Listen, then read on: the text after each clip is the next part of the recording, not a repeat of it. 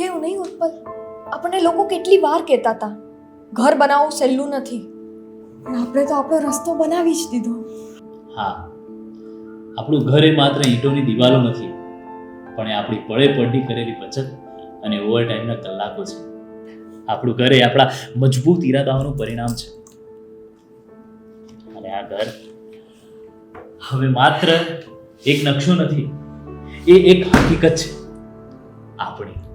ખરેખર હવે જે બનવા જઈ રહ્યું છે એ માત્ર આપણું ઘર જ નહીં હોય, એ આપણી ઓળખ હશે. હા, આપણને કોઈ ભવિષ્યમાં પૂછશે ને કે આ ઘર તમારા માટે કેમ ખાસ છે, ત્યારે આપણે એમને કહીશું કે આ અમારા વિશ્વાસ અને અમારા સપનાઓનું ઘર છે. આ અમારું ધ હાઉસ ઓફ ગ્રાસલેન્ડ છે.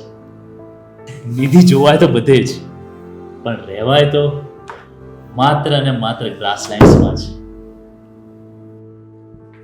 ઉત્પલભાઈ કેમ છો? એકદમ મજામાં?